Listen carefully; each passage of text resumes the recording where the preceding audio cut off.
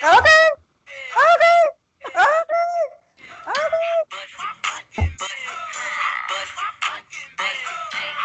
Is you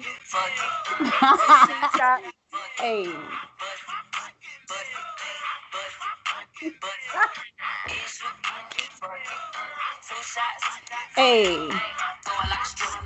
Hey. Hey. Hey, throw it like a stripper. Hey, throw it like a. Don't stop it. Don't stop it. Hey, look.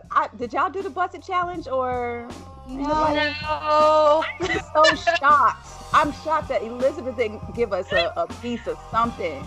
I know, right? You the thirst trap queen, and we got no Busted Challenge from Busted Baby herself.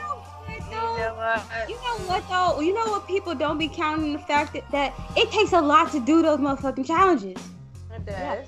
It's like 2-3 seconds, but like I mean to like do the whole like roll thing, and then you gotta go beat your face, do your hair, all that shit, and like do a couple of, and then you gotta go back, edit it down, and then like it's a lot. Yeah. A lot. All right, what's up, y'all? Welcome back to Las Vegas. As you can tell, you are listening to the CrazySexyCool podcast, where we give our black-ass millennial opinions about the crazy, the sexy, and the cool hot topics. I'm your host, Bethany, and we have Meek to my left. We have Elizabeth to my right. What's up, y'all? With my busted right hand. How was your week? Y'all have a good week? Yeah, mine's pretty chill. I was just in the gym.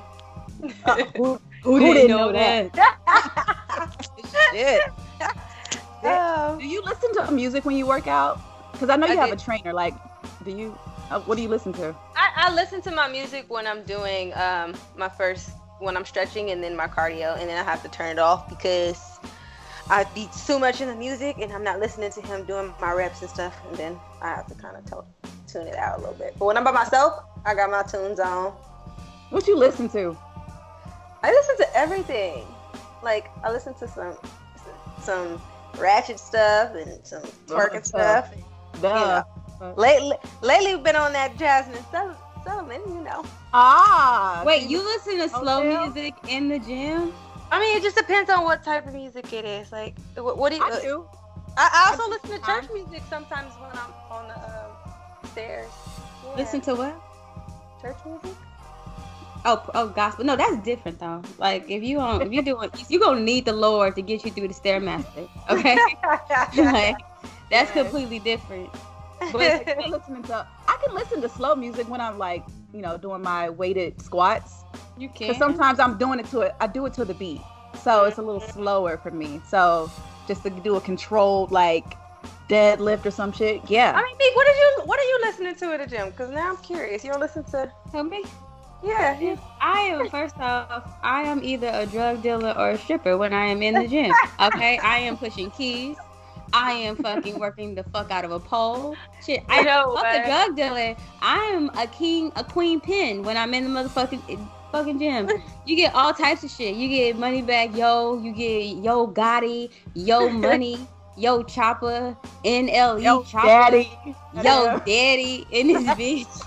Like all that type of shit. Like, and then also I'm that person that's like dancing in the gym. You know how everyone's trying to keep it composed when they listen. I'll be like, fuck that shit. I'll like be over there twerking and shit, like holding the bar, about to fucking squat a good. Yes, honey, feeling yourself. What's my squat at right now? Hold on, let me do the math, because I know the plates, but I haven't done the math on it yet. Yeah, I have to, pull out the calculator. I just got to 245s on both sides on my squats. So. I'm at 185, so I'm squatting 245s plus 225s on each side. Like, my ass. Busted. I'm telling you, once that fucking caffeine or whatever pre-workout, man, look, you either see me twerking or I'm in there like fucking rapping like. I listen to Afro beats. I listen to rock music. Fuck yeah, I listen to house music. Yeah, house music for sure. Yeah. So, what you think about that Jazmine Sullivan? Heaux Tales, because we were talking a little bit about it last week. I don't think I could work out today. Holiday. I can't. I worked out to what was it? Girl Like Me, and I worked out to the other side. Not the whole thing though, because like sometimes I'll be having like click, click, click, click. But yeah, I worked out to those two. We should make a playlist of shit that we work out to. Yeah. Put it on our put it on the website. CrazySexyCoolPod.com, you know. That workout edition. Beautiful website. Yes. So well, the thing is I haven't been to the gym in ooh-wee. I know forever, ever. LVAC is just collecting a check from me every month. Two, actually. I have a membership from my mother. And none of us are going. Yeah. So yeah. But so this Heaux Tales album, I feel like it really I feel like either the women can absolutely relate to it or they absolutely are hating on it. Like, you know, when you put your art out there, of course, it's open to criticism on both ends, whatever. That's cool. But I haven't seen anyone like, oh, it's just cool. It's a nice album. It's either like, yo, track 15, that was my shit, or this is some bird ass shit, which is, you know, a direct quote that I saw on Facebook. So, let's start with Bodies, the intro. I guess she's basically out with her girls. She got too fucked up and went home with somebody and woke up like, oh shit, I done caught another body. I done took somebody down. Is he a 4 or is he a 10? Like, who knows? I've never had a situation like that before. Me either. I have. Wait. What's the situation that y'all saying y'all never had before? Where I've gotten so drunk at the club that I go home with somebody and I'm just not there. Aware. And then you wake up and then I'm like, who the fuck is this? And where am I? I've never had that happen. That sounds lit though, but I've never done it. Yeah. Nah, that don't sound lit because because that means you don't remember your session and it's like it's not worth having the body if you can't remember the sesh. So no, that's not lit. Now I have gone home with someone and woke up like, what the fuck did I do? You know, like I was very coherent and I remember everything I did and you know what I'm saying, and familiar with the guy that's laying next to me, but like, why is this guy fucking laying next to me? You know, like y'all never had one of those situations where you had someone trying to holler at you for a cool minute and you've always said no, and then he just caught you at one of those times where like, you know that you might be in that moment, whatever, I don't know, and then like it goes down and you like you look over and you like, bitch, I can't believe I fucking did this shit. Nope. Y'all never did that. No. Never. No. If I put a guy in a friend zone, that's it. I'm not calling you and we know weak moment. I know somebody else to call. I didn't say call. I'm talking about like if you go out and like y'all having a good time and jokes and y'all laughing and shit, whatever. No. No, ma'am. No. Okay. So that's not a part of my hotels, but you know, I've had others. Other bodies. So, for sure. Like I've regretted bodies, but it wasn't from like a guy that I like put in a friend zone. It was like, you know what? Okay, I'm gonna throw him a little bit of pussy. It wasn't like that. Like, we had fun. So I guess it hasn't been like that. But Jazmine here is talking about some other shit. Like she was lit with her girls and she just, you know, do you guys have that friend that disappears? Have you ever had that, like you go out with a group of friends, but you have that one friend that just goes missing and she done went home with a nigga? Like I have friends like that. I've gone missing, but I ain't went home with a nigga, but I've been out with friends and been like, I'm out, send y'all a text, like I'm out of here. What do you mean you don't go home with a nigga? Oh, you just leave. Look, wait, time out. I'm gonna need some truth here because I feel like there's not like full honesty during this conversation. You talking about you never left and went home with the nigga and like dipped out on your girls. You never done that. No. I haven't said I never just left and dipped out and met up with a dude. I've done that before. I haven't met him at the club and then dipped out with the dude. But I've already probably had somebody on like standby or something like that. But not meet him and then dipped off somewhere. I've had a one night stand. Yeah. I've done that. But it wasn't like I woke up like, oh shit, what happened? Yeah, no, I've never done that. I've never done that. I've never done it. Also, I've never just first met somebody in the club and went home with them from the club. I've never done that either. Yeah, no. It's just my whole ass. Okay. Well, I've never done that. That's just medium. So, no, but the club could definitely bring out some situations, like for sure. Like I definitely, because you know what, and maybe I, you know, am one of those girls because y'all know me. I'm all off of chemistry and shit. So like y'all set up where like y'all put someone in the friend zone, it's probably like on some like permanent. You know, first off, he probably not attractive to y'all, like or like on some crazy shit, whatever. And like, you know, I might put someone in the friend zone, but like if we over here cracking up and having a good time, and then some shit kind of spark off, like, yeah, I have done that. Where, like, but I'm not on some like you in the friend zone. I think I'm gonna throw you. No, it's just I'm just lit in the moment, and we both here in the moment, and the fucking shit is like popping. So we about to go get it popping, like, and it's been cool. And it's also been like, yeah, you put him in the friend zone for a fucking reason. And it's not that it was trash. Is that like maybe he was just like a bugaboo or fucking, you know, like too much. You know what I'm saying? Like that. Like it's not even that the dick was trash. It was just that he woke up and fell under that Meek spell and got the Meek spell. Woo!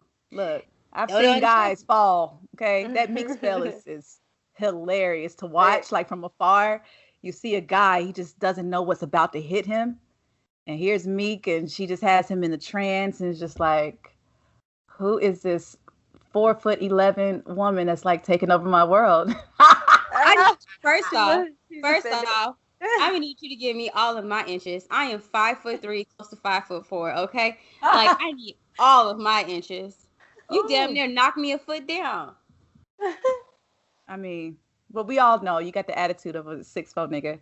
So let's move on to Antoinette's tale, where she was talking about how niggas cannot handle if a woman takes the same liberties as them when it's, you know, when it comes to sex. So I know a lot of people feel like they really felt this because I think we've talked about it on the show before, like where you can be with a guy in a relationship, and if he finds out that you even like went to lunch with another nigga, he's just like is bent up out of shape, like just I did that.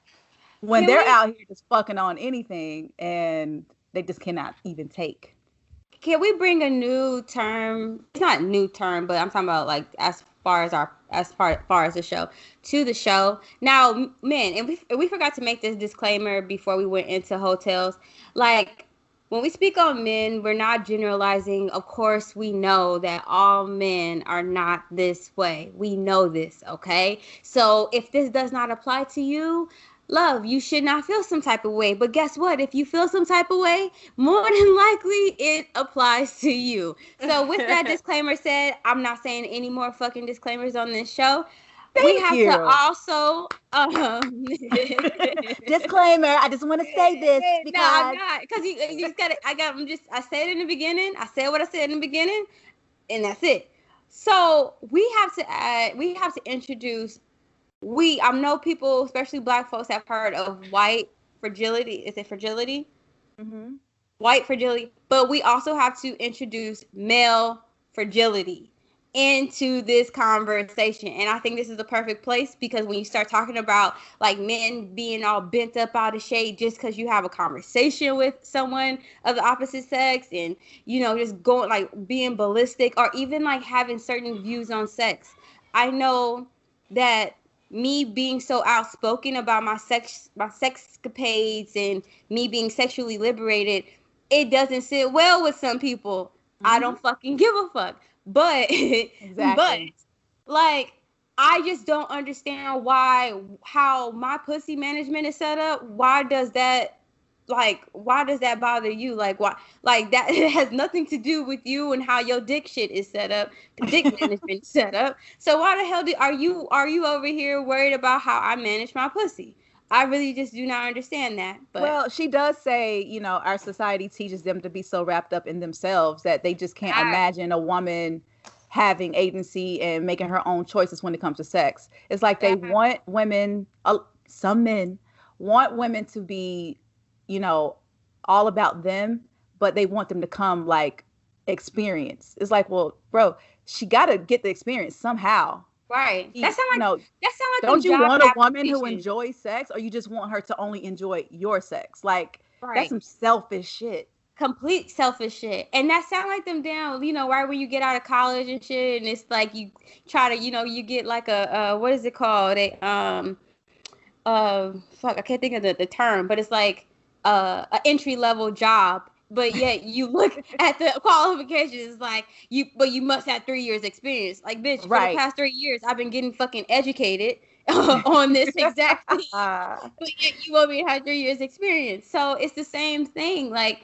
it's just, I don't know. It's a bit, I feel like men don't realize how wrapped up they are within the misogyny practices that have been taught for centuries of generation to generation. They don't realize how deep it runs within themselves. And this is also to women as well. Those women that she says that. Yep, she says we are to blame as well.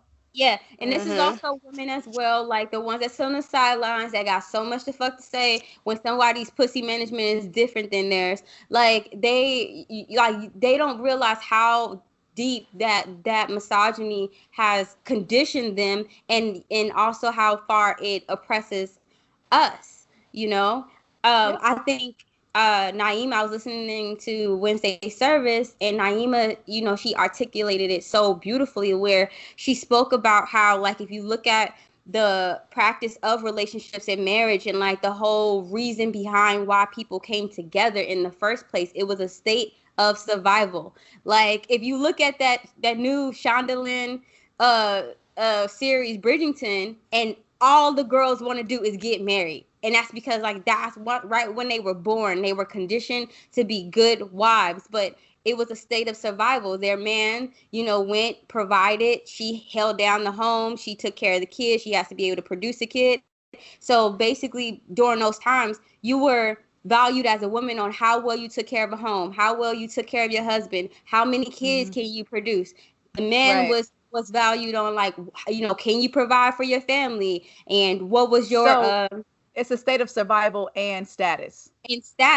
So then when you get into, we go through women's suffrage, we go through the women's right movement, and then now you have women working in the work field. Women can now go and get their own bank accounts. Women can now also establish homes, also take care of kids and stuff. Not saying that men are not needed, but now that value is a bit different.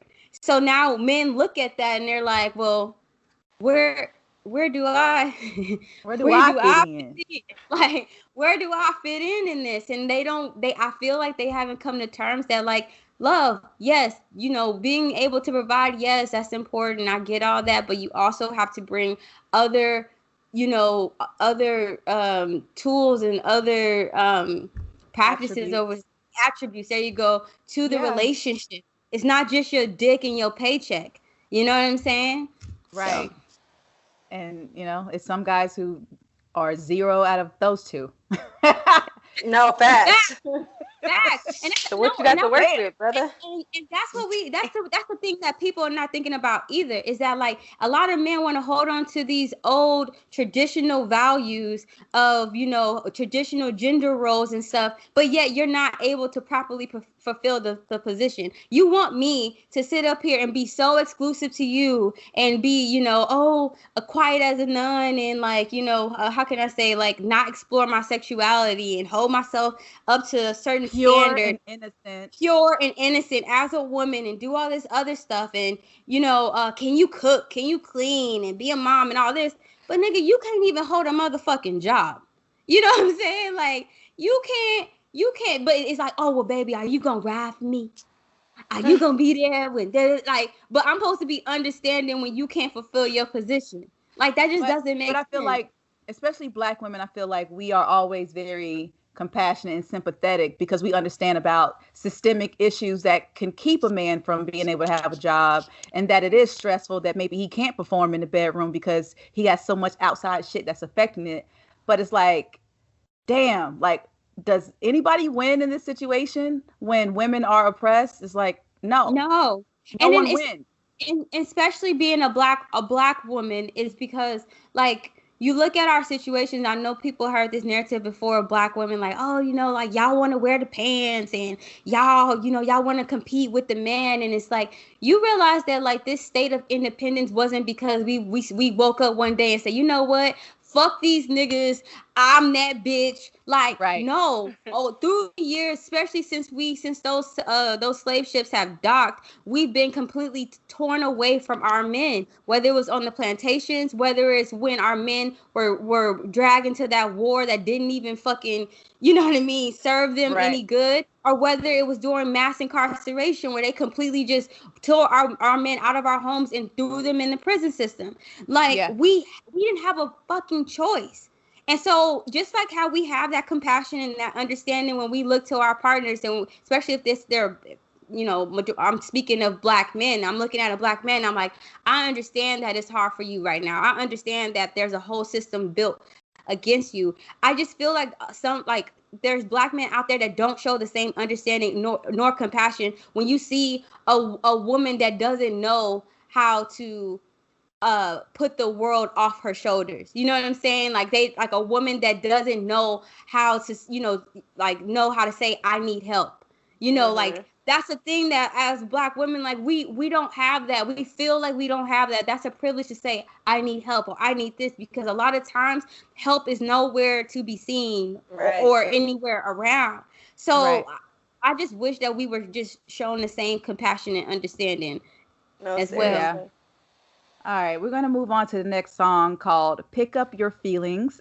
I was telling you guys earlier when we were on FaceTime, where I feel like Jazmine is kind of like telling a story with each track, where she starts, she had a moment at the club, but then, she starts to talk about her relationships, and then we go into why she is kind of like feeling the way that she's feeling. And I feel like a lot of women go through these like cycles. Like, they get with a guy, they're in love, everything's good, and then something happens where it changes the dynamics of the relationship, and there's a reaction. Either he moves on with another woman, or she, breaks up with him, or what, So this one in particular is her, I guess, finding out that he's stepping out on her, and she's just like done with his shit. Like, pick up your shit and your feelings and get the fuck out. Yeah. Right. So she's saying, you said that I've been acting different. Funny how I flipped the script. So I feel like a lot of guys, they feel like they should be given grace when it comes to their promiscuous. Yeah. Yeah. It's like, oh, it didn't mean anything. It was just sex. But like I said before, if a woman does the same thing, the double standard is just ridiculously crazy. So you can never be forgiven. And it was like, wow, you gonna break up with me because I did that? It's like, yeah, actually, I am. Well, also, so before we break this down, do you guys believe? It's like that's the first thing that men go to is oh, well, women cheat differently. Women cheat, and when they cheat, it's an emotional connection. They don't just cheat for pleasure. And I'm like, do you think that's true? Do you think that that's true? I think women react off emotion. And that's completely different, because technically men always talk about how, the romance was gone, or I felt like something was missing, or, you didn't suck my dick like you used to. You know what I mean? I was tired that night. Right. I was tired that night, Willie. Damn. But I definitely think women react off emotion, but intentionally cheat off emotion.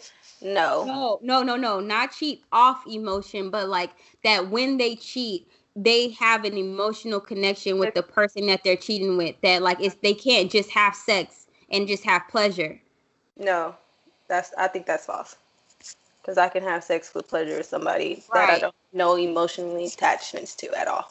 So like that's like the argument. That's the argument. It's like, well, no, the reason why it's a different and why men act crazy is because when women cheat, they're making an emotional connection with the nigga that she cheating with. Like, because I think about the time that I cheated, and my ex had done me like dirty, and it wasn't like I went out to like purposely cheat on him. I just found myself in a situation where I was like, I guess I could real quick right now, like. Why not? Let's just get, be doing done. Yeah. And it wasn't like something like, it wasn't premeditated. You know what I mean? It was really just like a spur of the moment, like, oh, I can do this and I can get away with it. So you would never find out. Yeah. And a lot of guys, they just never find out. But I will say though. Only if they go through that phone. Ooh. Let me tell you something. Yeah, that's gonna hurt people's feelings. Niggas gonna be weak as fuck going through a phone. And it's funny because I used to be that girl that used to go through the phone. I used to do that, and I got to a point where like I used to find something every time, and it wasn't where I thought. It was always in a conversation with like a best friend or something, or you goes first. And I was like, first. Hey, don't be telling the secrets. That's what it look. Right.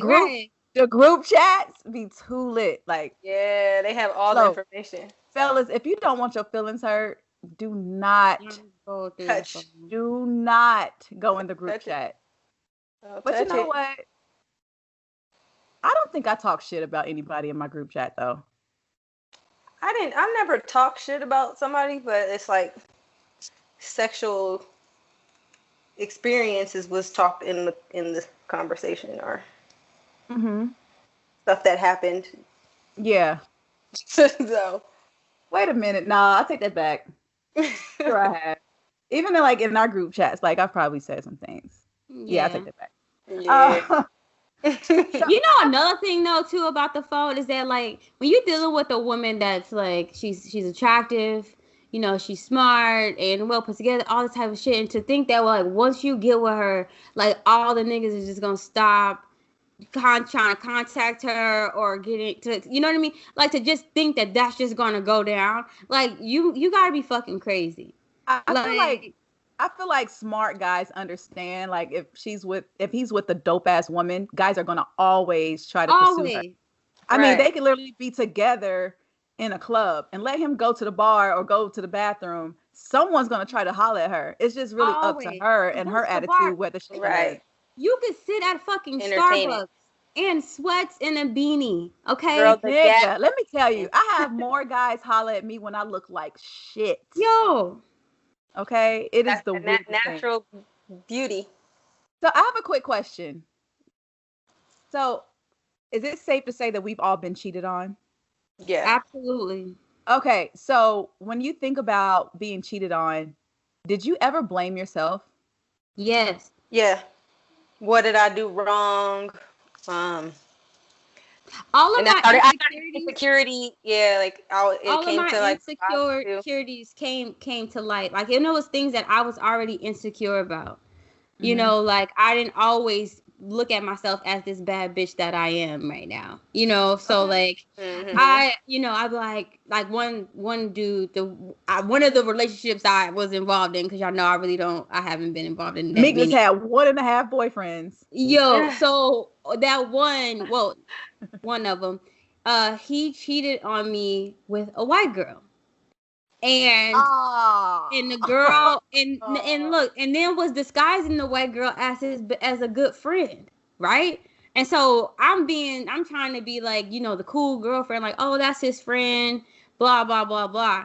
Not only was she a white girl, but she had like just got her boobs done, and I'm saying all this because this is at a point in my life where like I was young, and I'm slim, like 98 pounds, soaking wet, So I didn't. It was a lot of things I just didn't like about myself. And so once that happened, like instead of him looking like, yo, you just trash, like I'm looking at myself like, oh, it's because like my skin is too dark, or my hair got a certain curl to it, or my boobs are flat, or whatever. Like I start breaking myself down, you know.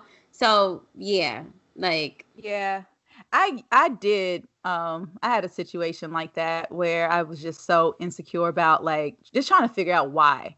Like, what did I do wrong? What should I have done instead? Or what could I have done differently to make him not? And when I tell you, when I reached a point where I was like, I could have done everything right, I could be perfect, but he was going to do that anyway. It was the most liberating feeling. I was like, oh, right, this has nothing to do with me. right. And I remember telling him that. I was like, oh, you was going to do that anyway. I could have been perfect, but you were going to do this regardless. This has nothing to do with me. And when I tell you, he looked at me like, it was like I took power from him, because all of a sudden I'm not weak, I'm not upset, I'm not crying. I'm not looking at, myself within like I should have done this differently. It was like, oh no, you were selfish and you're going to do this shit anyway. Yeah. And he really could not fucking take it. And I really feel like that moment changed the dynamics of our relationship, because I felt like now he understood that if I were to do anything, that he deserved it. Because he felt like I was going to cheat in retaliation. You have some men that look at that, like, if you don't respond, like, oh, you must don't love me, or like, if you don't fight for this, like, how you say you love me, but you just so quick to be like, well, so what? Like, but I feel like they're used to that. They're used to women just always tripping and flipping, hyper reacting. A lot of guys feel like that's love. Like how you have some women that's toxic. Like how you have some men who will like hit on their girl, and their girl's like, but he loves me. But he loves me so much that he was that upset. It's like, no, that's not what it is, boo. Hell no. It is very toxic. But also when I look back at the situations where I got cheated on, I do have to take some accountability from those situations, because I have to look into why I got into those type of relationships anyway. And I realized that there was some codependency there, from jump. So it's like, that's the reason why I'm very cautious on like, if I'm stepping into a realm with someone, like, like, where am I at in my life? Am I in a dark place? Am I trying to reach? Am I trying to escape? Or am I at 100%? And like, I can actually like really like be engaged and be present during this time. So like a lot of those times it was like at a dark hour, and and I found someone to escape within. And that's not really a good time to really try to like start matching yourself up with people. You know what I mean? You start finding yourself codepending on that person's presence in your life. So, and I feel like when women cheat, they also are cheating with someone to fill a void that they're, the guy that they're missing with. Yeah. But that's both ways. All around. Yeah. That's both ways though. Cause you got men, cause if you look at it, and I'm sorry, let me stop. I'm gonna hold this, what were you saying, E? Cause E was about to say something. Oh shit, I forgot. Keep going. Because I feel like you hear this, so you have like these men that have these certain standards that they want their wife to be, right?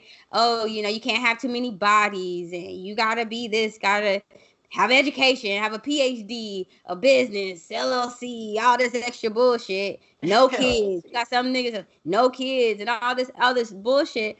But then it's like you get your wife. And guess what? It's not fulfilling that void within you. So then you go out and you end up cheating. And you end up cheating with the type of person you say that you're not going to wife. But if you just let's hold that for another song. We're gonna revisit that with another song on this track list, because she talks about that very thing. Let's move on real quick to Ari Lennox, Ari's Tale, which I thought was really funny. I follow her on Twitter, and she has spoken about this situation that she's dealing with someone that is a public figure, and that if people found out that she was dealing with him, that it could possibly like ruin her career. People are like, yo, you're dumb as fuck for like messing with this guy.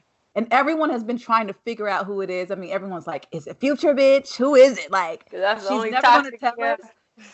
She's never going to tell us. It is. I don't know. Like, I really feel like it could be someone figure. Mm-hmm.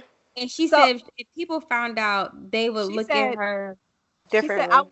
She said I was damn near willing to just let him talk to me crazy because that shit was out of this world. She said I was literally willing to ruin my career. If this ever came out, who it was, you would be like, bitch, do you know what Google says? She says, yes. Yes, I do. Yes, I do. So that, but I also know what that dick said. Like, who? And this is my truth, Lord. This is my truth. This is my truth. When people were guessing Future, I was like, no, because I've never heard anyone say that his sex game was crazy. So I'm not gonna say that. But it's someone that's abusive though. It has to be someone that has an abusive like track record. Ooh, wait. Do you think it's Chris Brown? No, so Chris Brown got a type. He got a type. Chris Brown got a type. You never. No, you looking up facts. People. No facts, but he also got a type though. Like he has a type.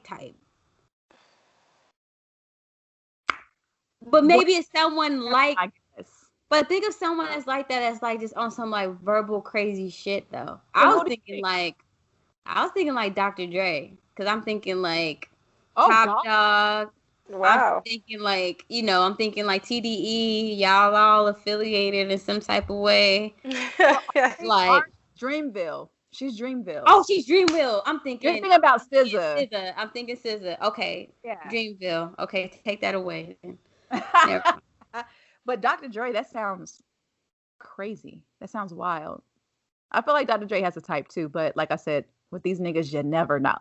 But see, think of something who is it like just off top? You just be like, you fucking with that nigga? Who has that type of like toxic ass shit? Bobby Brown? No. Oh hell no. Liz, what do you think? What's your guess? See, I don't know. I'm trying to think of like her type, but then it's like trying to put that in the equation of it. I thought Future as well, and then you guys just broke it down. And it's like, dang, it can't be Future, cause it can't be Future. I feel like Future's childish for her. Like he looks childish as fuck. Who? Wait, you had a revelation. Go ahead, just say it. Just say it. No, but people say like, do you know what Google says? What the fuck does Google say? Shit. This is a good one, man. Right? And so after this song or this little interlude, we go into Put It Down, where Jazmine is just talking about how she will just do anything for this nigga. He broke. She might pay his rent if he nasty. Like she is just dickmatized basically over this guy. Dickmatized. Oh my gosh. I've been dickmatized. Dickmatized and demon dick. Oh my god. It's some fun times, man. Fun fucking times. Some of the best sex that's ever like ever. But some of the most darkest hours, I swear. It's intoxicating. What was so intoxicating other than the sex? Like what if you took sex away? What else was there about him? What do you mean? Took sex away? It's called demon dick. How do you get to the point where you sleep with him and find out like, oh, this shit is bomb? Like, okay, I'll tell you. I think I told this story before, and this person's he probably listens to these shows, so he's gonna know who he is. But anywho, hey, listener. The way this was set up, and when I first saw him, it wasn't even on some like, oh, I'm attracted to him. Like it wasn't nothing like that. Like didn't pay it no mind, nothing. At the time he was taken, he had no vacancy. Oh. You know what I mean? Like, so like I completely just looked the other way. I didn't think anything of it, just looked the other way. We all went out, like it was like, cause it was like a gathering or whatever. We all went out, and then we end up leaving. Him and I ended up in the elevator together, and he took me down in the elevator. He took you down in the elevator, like I'm like take drinking down as in, okay. I'll give you the details. So we're walking. I'm, and think about this. Like you and this person, you don't think that there's anything like that. So it's not like, oh, we flirted and we knew. Like, no, like not to me. Like not on my half. Now him, he probably been checking the kid out for a cool minute. Like I said, been under that spell, and I didn't know. And so then I'm being Meek. I'm doing my Meek shit, looking Meek lit, like Meek. Okay. a fucking looking Meek like lit. a fucking superstar. And so I'm, and drunk, I'm drinking whatever, and like so we're walking to the parking garage, and him and I are on the elevator together. He's on like one angle, I'm on the other angle, and we're like joking or whatever. And he comes near me with his hand, I believe, like around my neck, and like start kissing the fuck out of me, and just like really, and I'm like, oh my god, like ever since that moment, that's my shit. Do you hear Liz right now? She's over there moaning like, yes. Like, but every time though. Like every time, and I think that's what it was though. Like, but once again, like we talk about moments that what makes it demon dick or dickmatizing is like the hour that it presents itself. So like at that time in my life, I was like, it was a dark hour. Like I wasn't happy with my situation where I was, like, and shit was a bit complicated with the whole baby daddy situation, and like it was just a lot of like just life stress, So is it possible to have demon dick in a good space? No, I don't think so. Because I feel like this is the reason why. Is because I feel like, and please, I would love to hear like what y'all think about this. And the reason why I say this is because when you at 100%, you're able to see if you truly are aligned. You know what I'm saying? And you're working at 100%, you're able to see things from, a far place. And also you don't have those voids, like, you know what I mean? Like those, that hole feel or that feeling to escape. And if you're working at 100%. But if I feel like if you like sex. Right. No, it's not. It's different. Like if you're in a good space, like put it this way, if I was in a really good space, 100%, like I probably wouldn't have even fucked dude. I'd been like, yo, like get the fuck off, like you in a situation. No, really? I really with the hand around the neck and everything, the way that he came on. I'm not. You were in a great space and you wasn't getting dick. No. And to be honest, if I'm in a great space, more than likely I'm probably gonna be getting dick. Like so wait. Question: Are you in a great space right now? Absolutely. And I've had dick. I'm in an amazing space right now. It's in a grind, and yet it's stress, but it's a different stress because it's more like I'm grinding type of stress. Like productive stress. It's a productive stress. I love where I'm at right now. I walk into my home and I'm at peace. I see my son; he's flourishing. I love who I am. I love where I am, and within my confidence, and to kind of go to. Him to that, and we're trying to go to tie it all in together. I've had, like good shit come my way, and I've just been like, I'm really not in the mood right now. Like, and I'm more like, I'm either focused, or if I'm not in the mood, it's because it doesn't serve me. You get what I'm saying? It doesn't serve. So you're my saying temple. It doesn't comes in when you're not in a great space. And when you're not in a great space, you're more susceptible to allow that to happen. Allow it to happen. But also the reason why I becomes demon dick is because you become codependent on it. So you'll find yourself like I know for me, it's not like we fucked every single day or every single week or anything like that. But like the times where it really hit or the times I really reached out was times when like it was like a dark hour where I was stressed the fuck out. I just needed that fucking release, and it was kind of like a drug where I'm like, yo, where you at? What you doing? Or whatever. You know what I'm saying? And that's how I utilized it. So that's the reason. That's how it is for me. Now, if I just get good ass dick and I'm in a good ass space, guess what? Like, that's just some bomb ass dick. Like, you're not demon. I don't have a codependency on you. Like, it's no codependency. So. Okay. Liz, what do you think about demon dick? I never heard of demon dick until Meek introduced that word to me. So I never knew what that meant. You know what I'm saying? But I mean, she broke it down to me. You know, we have our therapy session, so she broke it down to me how it goes. Right, Dr. Johnson. But like I've been in good space, and then I've also been in like, you know, stressful space, and I feel like yeah, demon dick could be like when you're using it as far as like a drug, but then also I feel like I don't know, I wouldn't call every situation I've had was demon dick. It's probably just situations because I'm just so used to it. If that makes sense. So do you think all the dick that you've gotten has been demon dick? Not all, but I've had a handful of some demon dick. And so all those situations you weren't in you weren't in a good space. Not necessarily. I wasn't always in a good space. I was under a lot of stress, and then I'll use it as that. But a stress reliever. Yeah, like a stress reliever, and that's pretty much what I use them for. Like a BC packet. Yeah. No, but then also you realize like once you really get in that space where you focus on yourself and you go back to that demon dick and say you hit it again, it ain't gonna hit the same.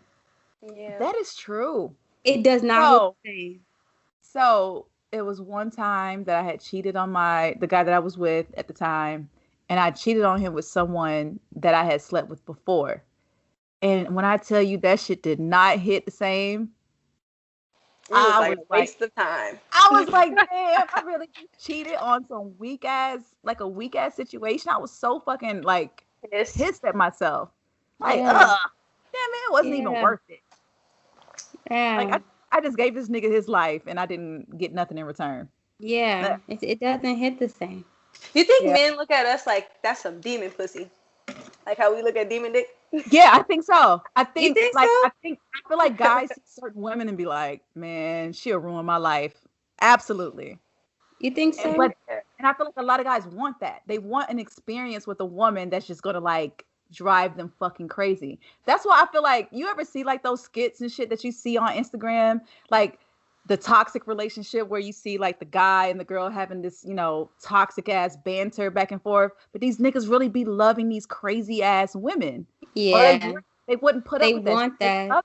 They consider it like passionate, you know. I've had men come out because like I do not support that. And granted, I'm not speaking to those that are in it because, like I said, my pussy management is not her pussy management. So I never look at someone else's situation and judge it. But like me, like as in like me and my partner or whatever, like I'm not, of course we can have conversation. Like I said, I'm all about like us having a productive conversation, but to just argue is draining. I do not like it. And like, unless we're doing or getting to a certain point, I really don't want to fucking talk about it.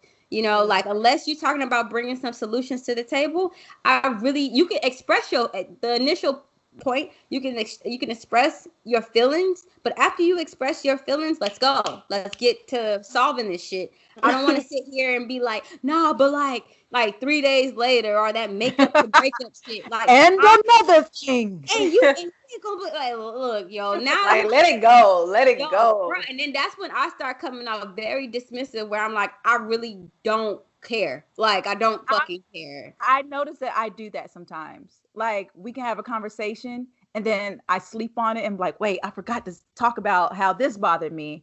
And I might bring, you know what I mean? Yeah. That's different. I feel like that's different, but you know what I'm saying? Like, when it's just like, and you just gonna sit there. Your ass just gonna sit, like, you know, like that type of stuff, like just bad. And it's just toxic. And it's like, and then on top of that, then you use it to talk down onto me. Like that ain't gonna get you nowhere, bruh. That ain't gonna get you no fucking where dealing with me. Like any kind of, I'm down with constructive criticism. You can tell me about myself. You can say, Meek, I feel like you can improve in this manner, this. But if you coming from a place where you're just trying to throw daggers and hurt, just evil, it's done.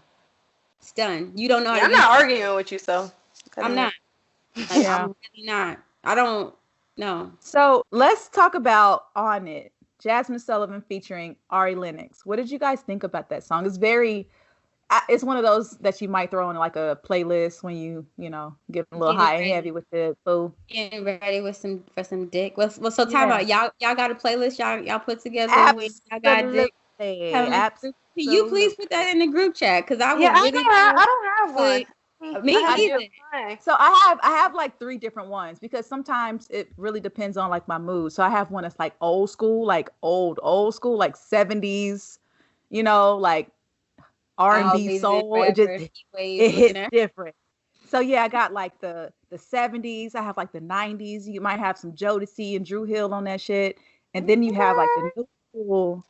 You might have some Jhené Aiko on there, something like. Does it depend on the type of dick? Yes. Do y'all time out? Do y'all categorize y'all dick? Do y'all categorize y'all dick? Like I don't. With music? No, just categorize it. Like you got like the slow stroker, the fast pumper. You know what I mean? Quick pumper. The quick pumper. The pussy eater. The pussy eater. Ooh. Squirter. Ooh, fiddle fingers. You know what I'm saying? Yo, them fucking fiddle fingers, bruh. It's magic. It's magic.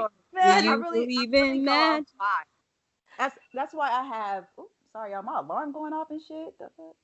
I go off the vibe. Like, it really just depends on the moment. That's why I have these playlists like ready.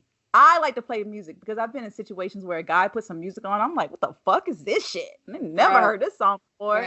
Like, no, if you gonna ruin the mood, like, no, we don't do that. Have you ever had let the dude put on some song and then he put on some shit that made you be like, what the? They had you in feelings with somebody else. Oh, like a song that makes you think of another nigga. Oh, that's the worst. Wait, time out. Have y'all ever had it where a dude put on a song and you fuck that nigga?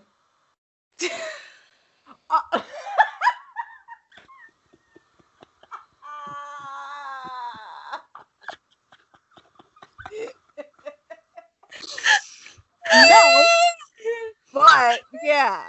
Okay. Oh my God.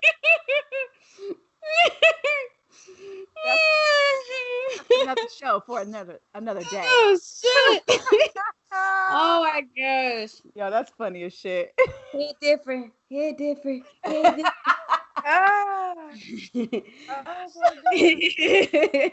So look, I think music is very important to the mood. That's why I feel like this song on it, because she's talking about, sitting on the dick, take your time with it. I might spit on it, put it in my face. She said spit on it. I'm like, oh my God, man. Yeah, it's been a while. We was in the car, Meek gonna say, did she just say spit on it? Said yes. It's been a while since I've gotten some, and like it's been so long where like when you start thinking like your ride is off, you know what I'm saying? Yeah, like when you haven't rode a bicycle in a while, you like, can I still pedal this bitch? Like, can I break this? A bicycle. Yeah, like a bicycle. Like, can I still pedal this bitch? Can I use the handlebar brakes, or do I need one of those? Do I need some training wheels?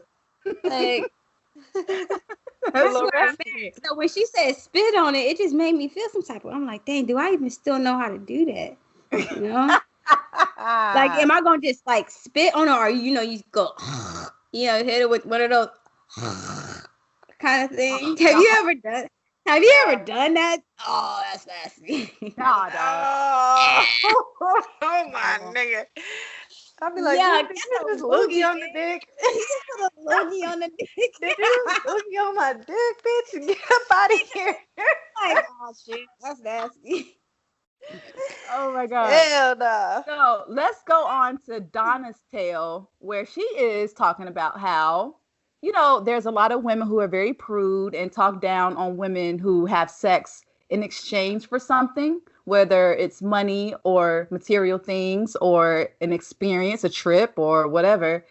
She's basically saying, like, look, women have tricked at some point in their life. They have slept with a man for something in return.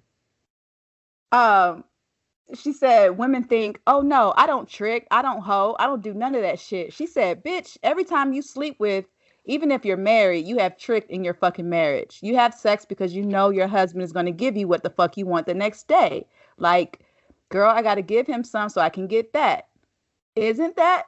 Wouldn't you guys call that Facts. like? Oh? Facts. No, I say it all the time. Like you're gonna be somehow how you're gonna be used, whether it's love, affection, sex, anything. So I mean, he using you, you using him. It don't matter. Getting some, and even if you get a bag or whatever the bitches be doing, like I'm not fucking for no bag, but nigga, whatever. Like you in a relationship with your husband, like all right. No, and true. A lot of women that I know that are in those like long haul relationships be like, girl, I have to make a calendar to make sure that like, you know, like sex on Tuesday, sex on Thursday, sex, you know what I mean? To make sure that the pattern don't go off. And some of those, so even though that sex day come up, you might not want to, but you know that it's what's needed to, you know, keep your man happy, to keep the equilibrium, you know what I mean, of the relationship going. Yeah, so yeah, definitely. That's a good, that's an amazing way to put it. That's like she couldn't say it any better. Yeah, you get some, like, it's an even exchange, I feel like, you know, like how you were saying, like, you know, the whole why people got married back in the day. Yeah. Like, you know, she's taking care of her family because her husband is going to bring home the bacon, and it's also a status symbol. Like it's so much that comes with the exchange of sex. Yeah. Right. Exchanging sex, period. Like, even if you're not married, a lot of women sleep with a guy because, well, maybe he provides financially, maybe he gives her a certain amount of attention that she's never received before, or maybe she's, you know, he reminds her of her father, or like it's something in exchange. Right. You know what's so crazy is because, you know, like the way you started that off when you said women are prude or prude-like, but at the end of the day, the intent behind the sex is still the same, whether you a city girl or whether you are a deacon's wife, right? The intent behind your sex is still the same. And the crazy thing is that, like, I then question how many of those women actually have sex for pleasure. Like, I want to nut, bitch. Like, right. I need to release. I need to be relieved. Like, how many of, you know, do women actually have sex pleasure? Yeah. I mean, we had this whole conversation about misogyny, and, you know, a lot of women are out here having sex just to please their man. And they absolutely completely leave themselves out of this equation. Like, they're just a tool to get their man off, get him happy so that he can continue to do what he does for her. Whatever that is. Right. That's Meek. Oh, wait. Pause. Meek, did you get your toy in the mail yet? Your sex machine, did you get that yet? Because you said you ordered. No? Is it? No. Okay. Well, I'm sure you would have heard about it. I'm sorry. I had to ask because I was thinking about it like. Nah, I haven't received it. But it's a lot of shit I haven't received yet. So maybe I need to take it up with UPS. But I'm letting you know right now, once it comes, I don't even know if I'm going to use it, because I told you, after I got nut clarity, like, I felt disgusted with myself for even pressing submit order. Like, I'm like, the noise, you know what I'm saying? The eek, like that shit. You know, I had to play some music really loud to be, I don't know, like, Home Alone. Yeah, it's a Home Alone. You might have to pack that shit up and take it to the room, bitch. I just feel like it's gonna fuck me up. You know, like, you know, it's one of those things that, like, you know, it's just certain drugs you just don't do because you just know it's gonna fuck you up. You know, like, you just don't do crack. You know what I'm saying? Like, I feel like the sex machine. I feel like the sex machine is just one of those things that, like, if I get to a space where I get comfortable fucking the sex machine, I'm going to be fucked up. Like, it's going to tear me. It's going to wear me out. This machine is crack. How you use crack as your example, my nigga? Like, that's crazy. It caught me by the chest. Like, what? No, because y'all was over here like, It's just certain drugs you just don't touch. I'm sure Bethany was thinking about the drugs. She'd probably be like, I won't touch, but crack never came to my mind. but it's just one of those drugs where he's like, I'm not gonna, bruh. That was because I'm saying, I've gone a while without dick. You know, you get to the point where you still get aroused, but because you've gone without it, like you don't go crazy. But like if you start using your fucking toys like crazy, you get to this point where like you just using like E was early in the pandemic. You start using that bitch about 5 times a day. You know what I mean? Yeah. Oh, she's still 3. Okay, we went down 2. All right, just 3 times a day. Okay. Yeah, it gets crazy, and they be like, "Where Meek at?" Oh, you hear That's a different type of toy. Hey, I'm gonna have to dress mine up. I'm gonna have to put some gray sweats and a red fitted on it. You know what? I cannot.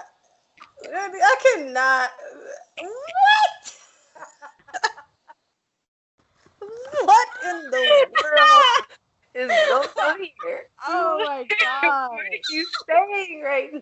This girl is crazy, dog. All right, we're going to move on to price tags. So basically Jazmine is telling us that, you know, money keeps her pussy wet. She wants to be with a guy who got mad bread. She'll do whatever for him so that she can just live a comfortable housewife life and be taken care of. And I feel like a lot of women go through this phase after they've been in a relationship and they feel like maybe they've wasted their time with a guy, taking care of a guy, just struggling financially and not getting what, you know, she wants out of the relationship or the situation. When you got niggas with bigger wallets, that's just like a DM away. And you like, I'm over here dealing with your cheating, lying, dusty ass. You can't even put together a fucking resume. That's all I ask. Like, can you put a fucking resume together? That's it. You know what I'm saying? Like, and wait, time out. Just so you know, this is not personal, but I'm just saying, like, I was about to say, because this it's not personal, but I'm just saying, forward. Like this is like struggle, and it's like you go and you try to support dreams and support ambition and stuff, but yet you can't want it more than they do. So it's like I'm supposed to sit here and be over here sharing fucking penny stories, like, oh, you struggle, but I had to put 2 in the tank and 3 in my belly. Like I'm not about to fucking do this. I'm just not. That voice? Is that the struggle voice? I had to. No, really, like, people really be trying to swap struggle stories. Like they be trying to find love within swapping. Oh, you struggled. Oh, you have to eat, you know, leftovers for a month. Like I'm not about to do this. I'm not about to go. Like I know what it feels like to struggle. You know what I'm saying? I know what it feels like to, you know, to build it from the mud. I do. But it's nothing wrong with a woman saying like, nah, nigga, like you need to be standards. Right. And that's a definite standard.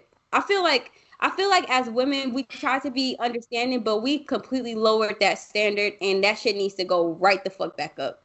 There needs to be income. No, it's a thing where people are shamed. They shame women for wanting to be with a guy who is financially stable. Right. Mm-hmm. It's the craziest thing to me. And I'm gonna be real. My dad is he's financially well off. Like he's straight, and this is what I'm used to from a man. Listen, Elizabeth, stop. I didn't even say that. Leave him alone now. Okay, I said that's it. But I just feel like this is something that I'm used to. I'm used to a man being financially responsible, being, you know, a provider, making sure that his girl is good, making sure his family is good. And so when men be like, oh, you only date men who have money, it's like, that's what I'm used to. And it's not because I work for mine. Like I'm also a very hard worker. I can take care of myself. So the last thing that I want to do is to take care of a guy. I don't understand. Like I understand, like, you know, there are couples who, you know, grind and get it together, and, you know, they're going through the struggle together and they build something incredible. That's cool. But it's just, for me, I'm I don't want to call it a crutch, but I have my dad to always be there for me if I need it. And not everyone has that. And I understand. And I know that's really intimidating to a lot of men that like, oh, her dad, like he's straight. So like, no. Oh, you know, Bethany, you don't want that because I didn't have my daddy around when I was growing up. I ain't had no daddy around when I was growing up. But that's why I don't give a fuck. Y'all think I was don't let this cute face fool you. But I tried to hold a relationship where we brought each other up from the ground and up, and that shit got me nowhere. So it's frustrating. Can we say this? Can we agree to this? That a lot of times when that's the case, okay, I'm gonna say a lot of times. I'm just speaking from my experience. That I feel like I'm putting way more energy into this bitch than you are. You know what I mean? Like my grind is not an equal amount of grind. You know, like and I don't know. I feel like a lot of men that did exemplify that type of grind. Guess what they did? They didn't involve themselves in a relationship. They were single and they allowed themselves to like grow in some kind of way. Or when you see men grind like that and they get to a certain part, what ends up happening? They end up separating from the person that they was with at some point in time. Who helped you get to that point in the first place, bitch? No, I'm just kidding. Oh. Shots fired. Ricky! You sound like what's Bernadine? What was her name on Waiting to Exhale? Angela Bassett's character. I don't remember. 6 years. Yeah, like, but it's something very admirable about a man who has a hustle and he gets up and goes for it every day. That's I feel like that's what the woman is really attracted to. Yes. That's what she's really attracted to. Because let me tell you, there is nothing more frustrating than you getting up and busting your ass and coming home and the nigga is just sitting in the same spot where you left him. Playing Call of Duty. Playing Candy Crush. Like, nigga, like what? I just went in here and busted my ass. Or you got these men that's like got so much time on their hands. Like, I had a dude get upset because I wasn't answering the phone when he called. Like, guess what? I got shit to do. And what that tells me, and exactly what that tells me is like you don't have enough shit to do. So like this is a problem. Like, you know, like this is definitely a problem. Like I need you, like granted, I get it. I get what it is, but like don't try to make me feel bad for grinding. Because best believe the last thing I do is try to waste my time on some dumb shit like talking to a whole nother nigga. If I'm talking to a whole nother nigga, I'm just not gonna fuck with you. You get what I'm saying? Like, I'm not gonna sit here. I only got 24 hours in a day. I got a lot of shit that I'm trying to get done. So, like, if you over here complaining, like, I called you, did you see my phone call? Oh, no. Yeah, that's a pet peeve of mine. So, okay, let's change up the vibe real quick. We're going to talk about Rashida's tale, where she said, so I met this girl when I was 20 years old, and there was an instant connection between us two. She was very affectionate, loving, and kind. Everything that you could dream of, and we ended up moving in together. She proposed, gave me a ring. She introduced me to her best friend. We went out together one night, and we ended up sleeping together, and it crushed her. And when it hurt her, it hurt me. She told me it was over, and she asked for a ring back, and she's like, I think I had a nervous breakdown. Have you guys ever cheated on someone and like gotten broken up with? No, I haven't. Like when I was listening to this, I was like, ooh, this is a interesting turn of events where you kind of fucked your relationship up. And it goes into the song called Lost Ones, where you're, talking about like how you broke someone's heart. I couldn't relate, but it was a very interesting situation. But can we also tie this into it too? Because this is something I have experienced.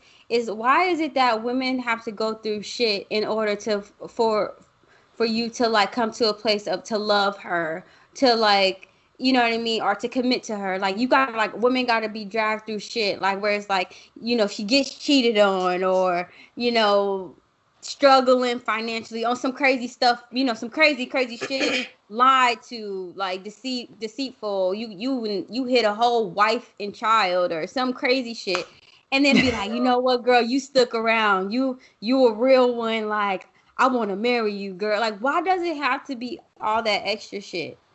Because it's like, it sucks. It sucks that for Rashida, it took her basically cheating with her girl's best friend for her girl to then take her love away, for her to say, I was heartbroken, I was crushed. But you wasn't crushing when you was smacking them cheeks. Like, that was a fucked up situation. I'm like, the best friend. Your best friend slept with your girl? Like, bruh, this is like layered. This is some heavy shit. Right. Like, how did you guys even end up alone in the first place? Like, it just tells me that they were eyeballing each other. Wait, time out. So the whole, like, when you say, how did y'all end up alone in the first place? It almost sounds premeditated on someone's end. Like, Rashida, who knows? Maybe she kind of had this in the back of her head that she found her girl's best friend attractive. Or maybe the best friend was like, No, but the reason Rashida's kind of dope. Like, how do you get to the point where you guys are, like, you go out without the one who connected y'all together in the first place and end up sleeping together? Do you feel like there's no, like, cause I have two girlfriends and they have different views on this. Like, I have a girlfriend where it's like, you shouldn't even be side chatting with my man, like, on any situation. And then I have another girlfriend where it's like, oh, I'm cool. Like, I want y'all to be friends. Like, you my best friend. Like, I want you. Here's his number. Here's his number type of shit. You know? So it's like, I mean, it really depends on the friendship. Like, my best friend back home, if I were like, hey, can I hit, so-and-so? And she'd be like, here's his number. Because we have that type of friendship and she trusts me. Right. That's different. I don't know how situations happen like this, because I've never slept with, like, I just can't see myself being in a situation like this. That's why I'm telling you, like, listening to that song, I was just like, or the interlude, it just kind of fucked me up. Like, you guys were like, engaged. Whoa, like, how did you get to this point where you are sleeping with someone that is your partner's best friend? Right. I know it happens often because, we watch Maury. We see it. Shit. They wrote a whole movie about it. The best man. So they wrote a whole movie about it. But it's just so fucked up. But yeah. What did you guys think about Lost One? Like, just listen to it. I mean, it's one of those songs where it just kind of like, it's kind of heartbreaking, and that's one of those songs I don't want to hear again. Yeah, I think I skipped that one. The replay value on that. I listened to the first time. I like it, but, like, I just don't relate to it. I've never been the cause of, like, a heart, like, just being, like, straight reckless like that. I've never done that. Yeah, me either. But I have cheated on someone just to get them back. Back in my younger days, it was more like, two wrongs don't make a right, but it makes it even. And I went by that a lot. Does it make it even? But I went by that. And he cheated, and I took him back. And my intent wasn't to cheat on him, but I ended up doing it anyways with the thought of, oh, well, shit, he did it on me, why not? I didn't tell on myself. He went through the phone. Look, I got caught. Why not? But why not? Yeah. It did hurt me to see him hurt the way I was hurt when I found out. So I can kind of relate in that part where she was just like, to see that person hurt, it hurts you. I mean, I still didn't take him back, but yeah, I've cheated after my actions was off of, my reaction was off of his actions. So, but yeah. Yeah. I've never been in a situation where I just, like, cheated first. Yeah, no, me either. If I that's a rule of mine. If I start getting the itch to cheat, we gotta just cut it. Like, gotta cut it. Because I'm just not about to go through all that. And then it starts making me feel like, well, why am I getting this itch? Like, it takes a while for me to get that itch. And, like, it's like, why am I getting this itch? Like, why am I looking elsewhere when I have a whole person right here? You know what I'm saying? And so it's like, if I'm, like, over here trying to see this person, I got you right here. There's something missing. And, yeah.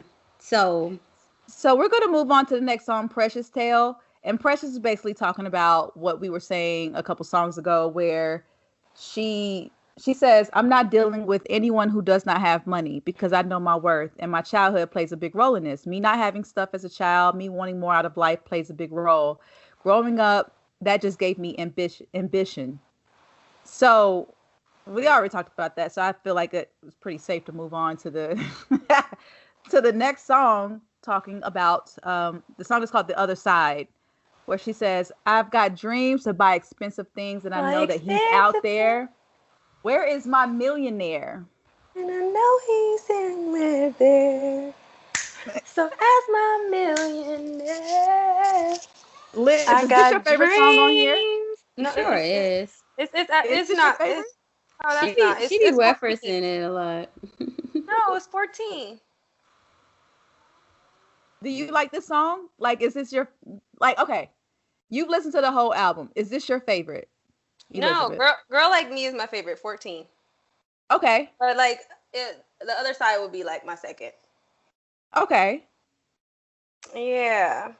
I like The Other Side because I feel like it's really honest and vulnerable, because I feel like a lot of women feel this way, where it's just like, you know what? I am exhausted. Where is the man that's going to come in and just relieve all this stress? Where's the man going to come in and actually take care of me after I've been out here grinding? I'm working this dead end job. I do everything right, but I just can't fucking win. A lot of women just want to be rescued. And this is what I feel like this song, The Other Side, is about. Like, where is he? Where he at? When's he going to come and like save my life so I can just sit down and be treated like these white women who don't have to work and who can like actually just like sit up and do nothing while their man goes out and get it. And I feel like there's nothing wrong with wanting that. But a lot of women get slack for wanting to be taken care of. Or be the housewife. Yeah. And let me just tell you, I've been a stay-at-home mom before. That shit ain't all what it's cracked up to be. But I have a different, like, I've been working since I was 15. Like, I've had a job since I was 15 years old. I've always worked and taken care of myself. But there was a point where I reached like a burnout. Like, why do I have to do everything? Why can't I have someone come in and just like release everything where I can just kind of come and relinquish this shit so I can like take a breather?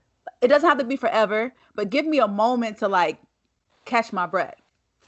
Girl, I still feel like that. That's what I'm about to say. I was gonna say that like that is when, you know, when we were doing that show and we are talking about what we're bringing into 2020, like, is that like, you have to either be, you coming into my life, and this is everyone in my life. This is also including y'all, you two. Like, you have to either be adding something or taking something away, and not taking something away in a negative sense, but taking something away that like, that no longer served a purpose or, you know, needs to, whatever. But all relationships needs to be adding something or taking something away. When I say taking something away, that means relieving stress. If it's relieving financial stress, if it's relieving mental stress, if it's relieving physical stress, like, that's taking something away. And the thing is that like I said before, some of these dudes be over here just want to like serve you, you know, a Netflix account and fucking dick. And it's like, that's not doing shit. It's not doing anything. Like, you are not taking, give me a reason to not stop my hustle, but to be like, you know what? I want to take a break with you. Like, and if you can't, that is worth that time.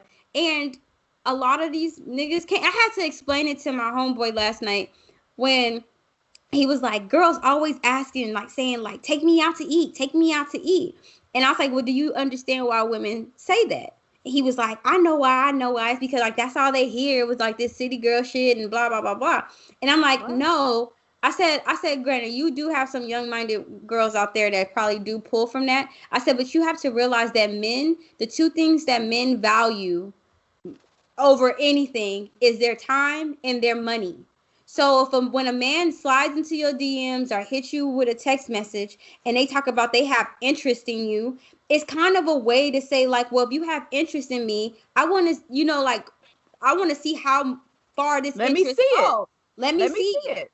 You know, being lazy on some like, oh, come over with a Netflix, that does not showcase interest to me. That doesn't show anything to me. That just shows that your dick is hard. That's it. Yeah, and a lot of women feel like, oh, you do that with every chick. With every chick. What can you do that's different than what you do with everybody else? Right. And like, no one. We all want to feel special. We want something different from what you do with these other bitches. Show something that's a bit exclusive. Like, take me out. Like, a lot of people feel like being in public with another person that they're interested in that's something different. It's like, because a lot of guys will try to hide like who they're dealing with, but some guys like, no, I'm gonna take her out. I want to kind of like show her off, and it makes a woman feel special. It's little things like that, just simply by taking a woman out to eat, that can just really change the dynamic of whatever this situation is. Absolutely. Invite the girl over to your house is just, that's nothing. It's like, nothing. It's nothing for the birds. Right. Or also, and also, like, even when if a woman says like, take me out, like, yeah, you got some girls that's like, take me to Roof Chris, which I really don't even understand that whole thing anyway.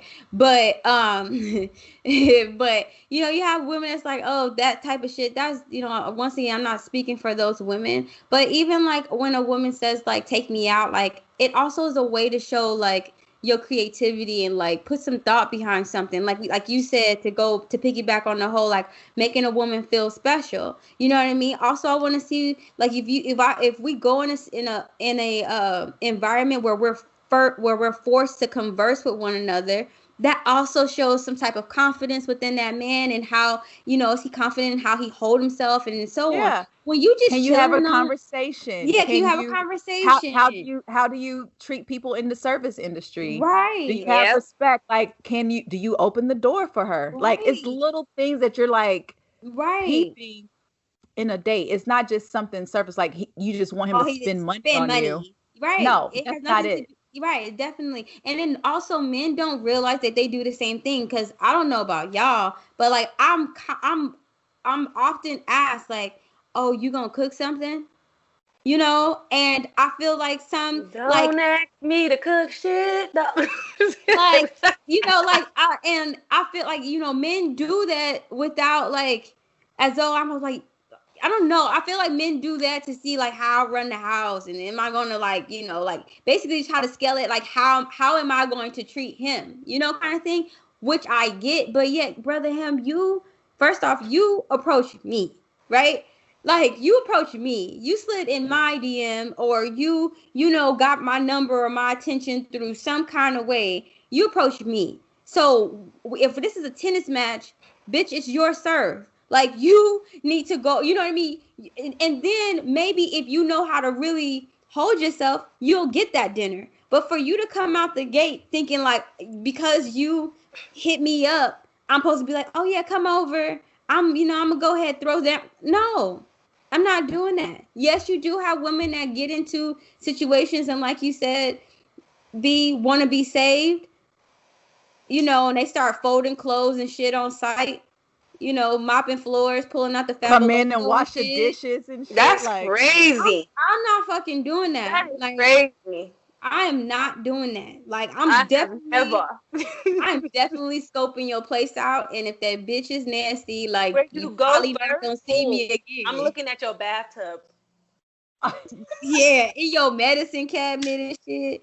Telling you, if you got rings around, if you got frosted windows, you know what I mean? Like, frosted.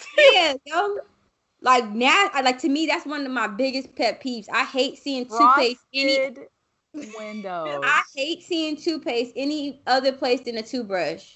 So if I'm seeing toothpaste all in the sink, people have toothpaste on their fucking mirror. I'm sorry, frosted windows. You said frosted mirror. Frosted mirrors. Yeah, that's nasty. Yeah, that's fucking disgusting. Or you like see like they shower curtain and it got like that like brown thing. Or I'm looking in your bathtub. Bro. Don't tell me everything about your hygiene. No. But then have the nerve to have the Jordans stacked up neatly in the corner. It's like, oh, I see where your priorities are. Right. Okay. Right. Call of Duty headset is like perfectly like. Hey, but your ass can't clean after yourself. You know what I'm saying? video games in alphabetical order and shit. Yeah, like, wasn't your chore as a kid to clean the bathroom? Right. Clean the bathroom. My God. And nothing's worse than like a guy who purposely like leaves his house to be junky just to see like what you gonna do. Is she gonna pick do shit? Up? Is she Nothing. Up? I'm no, look at it. I'm not gonna do shit. I'm a grown ass woman with my own place and my own responsibilities. The last thing I'm gonna do is come over and take care of your house. Of your house. And please. What the fuck? Right, you haven't even passed the test yet. Like I said, you was in my shit.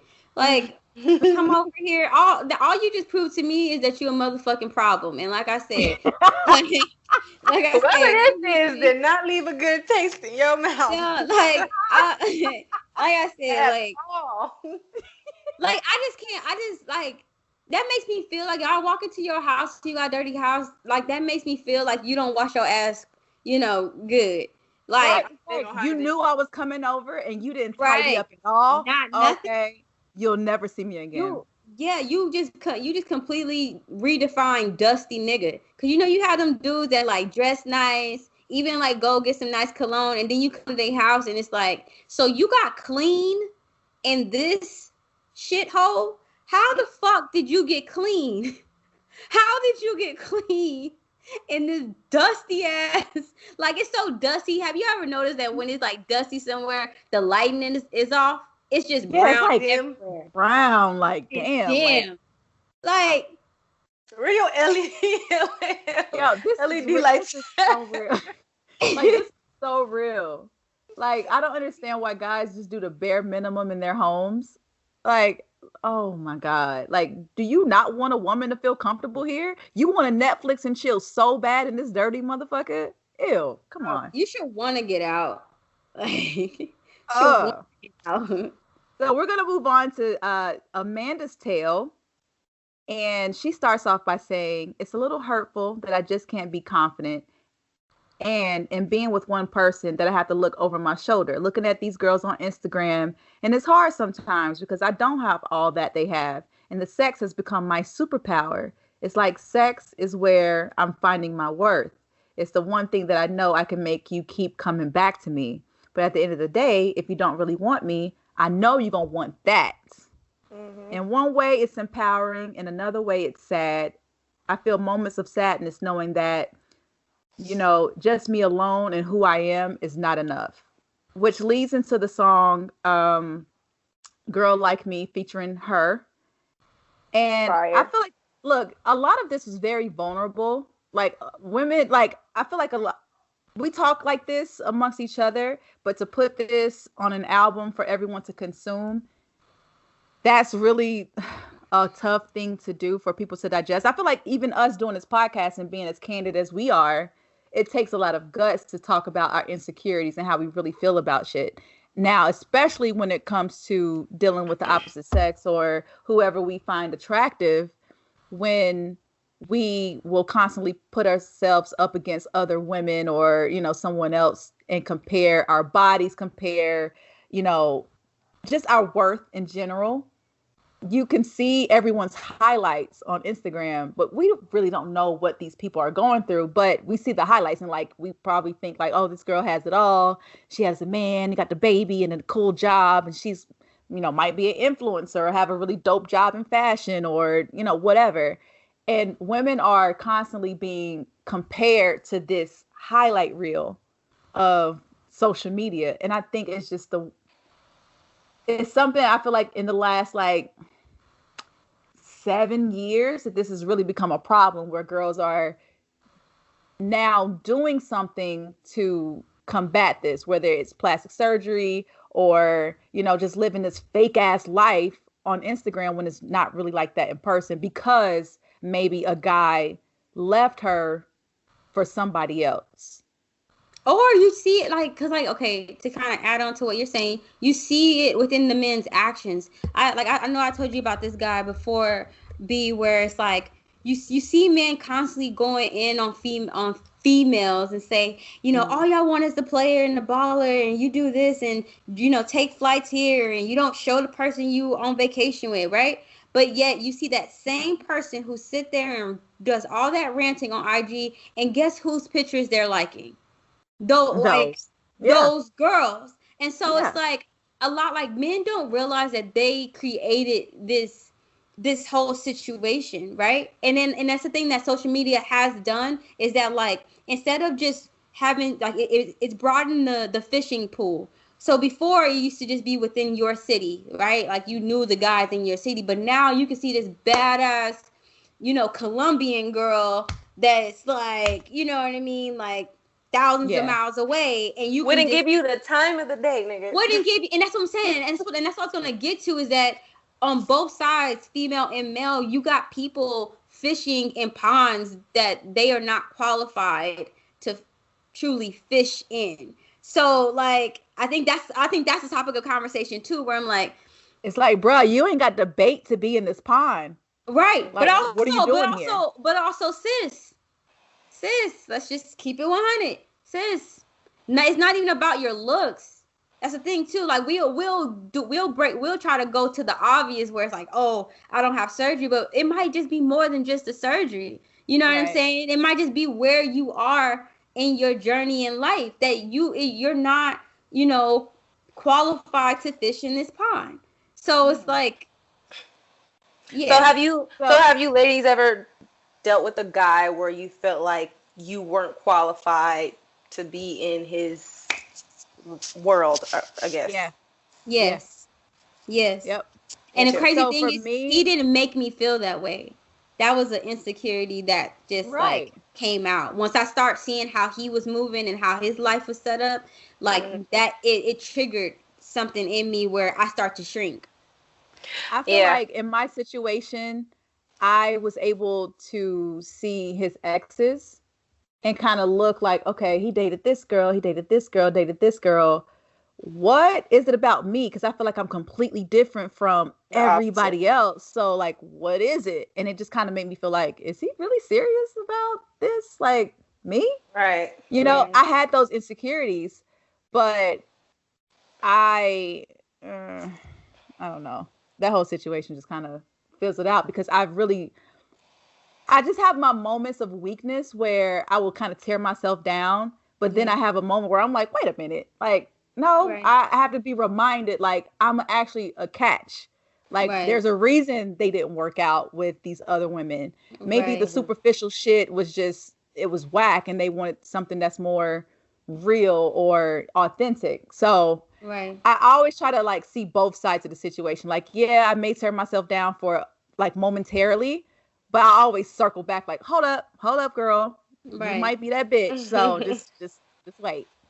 Facts. And then also I had to, with my situation, what kind of helped me was that I came to the conclusion that I was putting him way too high on the pedestal, because I had to realize that, like, even though I see him that way, he might not see himself that way. Like, people are in different places. Yeah, people are in different places in their journey. Some people, I might look at him that way, but he might look at me and be like, and he actually said it. He's like, I'm thankful to even be able to experience you. So when he said that to me, I was like, wait, what? Like, like, what do you mean? But, and like that, then that kind of woke me up, where I'm like, okay, like, yeah, I see him in a certain light, but like, he might not share that same view of himself. So, no. Yeah. That's really interesting. So do you guys agree with the whole saying that hoes be winning? Well, I mean, it all depends on what you think the prize is. No, well, what is the prize that they be win? Like, you know what I'm saying? Like, because if we're talking about access to stuff, you can say yes. Now, if we're talking about, they winning in relationships, I'm going to say no. So this is my take on this. I feel like there are a lot of women who are kind of like prudes, and they look down on women who are sexually liberated, who, take agency over their bodies. So they will automatically see these women as hoes. But there are a lot of men who are attracted to that confidence that these women possess. And so they're like, well, she's out here, all you see is her ass and titties and blah, blah, blah. But here I am wholesome with all these degrees and, you know, I got this and I got that. And it's like, why wouldn't he choose me? And it's just that whole hoes be winning. It's just kind of some fucked up shit. Now, if you want to talk about like some actual hoes who end up getting wiped up by like the baller or the rapper or whoever. Right.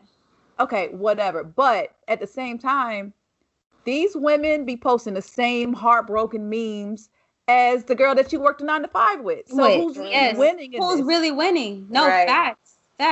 Shit, I think Erykah Badu said it best on your booty might be bigger, but I still can pull your nigga. But I don't. Hey. Got it. Yes. Yeah, like that whole song is facts. No, you're right. I feel like it's all subjective. Like, what's the prize? What are we winning here? But what are the hoes winning? Is it the attention that you're envious of?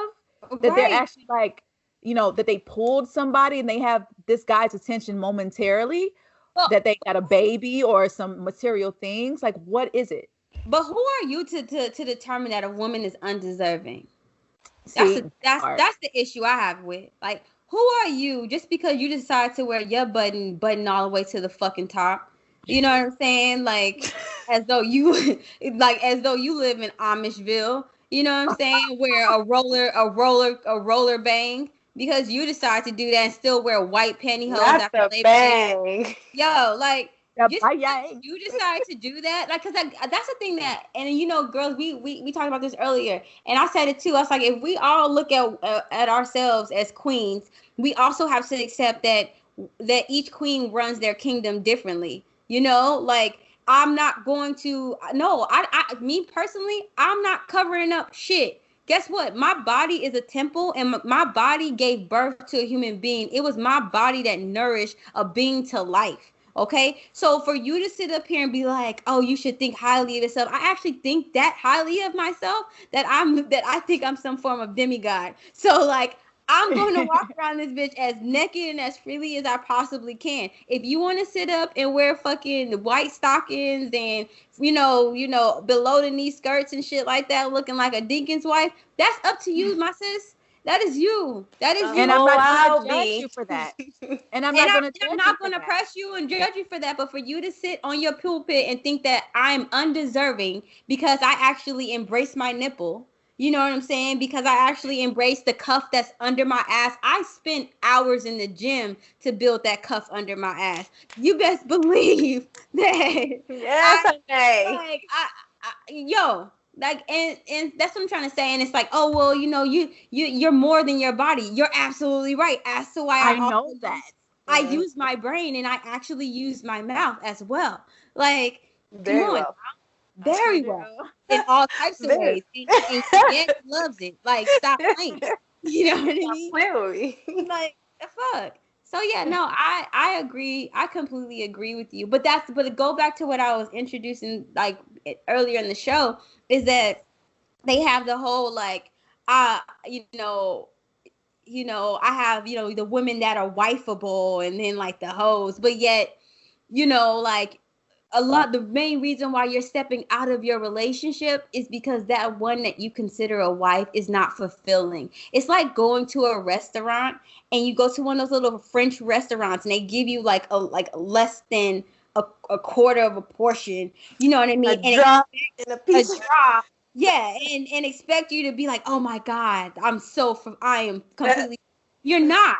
And guess what? You're gonna be asking for freaking appetizers, fucking dessert from you're gonna order a couple of shit from the dessert tray. You're gonna ask for water, you're gonna ask for a damn drink, all that, because guess what? You're not fulfilled. But yet take your ass to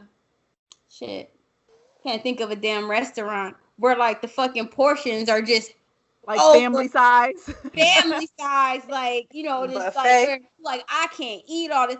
Like, you don't have the energy to even step out, I think. I feel like I really appreciate the men who date women who have like a reputation. Like how Michael B is dating Lori Harvey, which I feel like her reputation is kind of fucked up, that men like try to put her in this whole category when she's literally just dating And if it's not working out, she breaks up with them and moves the fuck on. Yeah. Like, I don't understand why people are doing that to her. What's up, Meek? So I have an issue, and I didn't really, because like between Lori Harvey and Jazmine Sullivan's album, I never really realized my issue with the word hoe. But like you know, we had a conversation and it kind of brought it to light to me. Now I'm not trying to sit here and act like there's no such thing as hoes. Like there are. You know, now have I really? But even the word hoe is all subjective. It's all exactly. It's all subjective, and I think the issue that I have is how loosely it's used and how it's very like closed-minded and very elementary on how like just because you can count somebody's body supposedly or whatever that like you automatically deem a woman as a hoe. You know, and the thing about hoe, that when we put hoe onto a woman, I've never seen someone be called a hoe and they be uplifted in any kind of way. So it completely diminishes that woman's character. So like, I just think there's so many different levels, so many different things that contribute to like when we call someone a hoe. Like, it's more than just like the body count. It's like, okay, well, how does she carry herself? What's the whole point behind her definition of a hoe? Yeah, like what's the true definition of a hoe, right? So it's like you have someone who supposedly has a high body count to your standard, and then you automatically deem them as a hoe. But then it's like, what happened if, okay, that person has, and I'll say high body count. Some people think that 30 is a high body count. Some people think 40 is a high body count. Okay, that person has 40 bodies, but yet she's a best friend, you know what I mean? Amazing partner. She's a go-getter. She's a hustler. She has all these dope attributes about her. So you're going to miss out on that because your ego can't fathom the fact that she's experienced 40 people more, you know, other than you. Like, that blows my mind that people will get in their way of actually finding true love. You know what I'm saying? And a true happiness that you will allow something. Yeah, that you set these crazy ass limitations that really don't sum up like the true essence of a person, and you limit yourself to that. Like, oh, you got bodies. I'll fuck with you, but you're not deserving to be wife. But you know that all comes from a very insecure place sometimes. It's like, well, that means I might not be the best that she's ever had. Right. Right. I feel like a lot of guys are so afraid that they're not the best. And but that's okay, because there may be something else about you that she is just crazy about. And why is that worth less than your sex game? Why does that like make you feel some sort of way because she's experienced other people sexually? Like, she could have experienced these people and it was a terrible experience. Like, I feel like with Lori, she's went from this guy to this guy to this guy because they did nothing for her. Like, momentarily it could have been really trash, but they were probably trash. I think Michael B. Jordan got that dick that make her motivate her, get up the next day and be like, yes, I want, yes, yes. But the thing is, let's say her and Michael B. don't work out. She has every right to continue to date who she desired. Yeah. Whether she decides to do it publicly or privately, she has every right to move on to the next nigga. Good for you. I really hope that there are some young girls who are seeing this and saying, you know what? This is okay. This is how you're supposed to date. Right. Like, these guys are out here definitely doing that.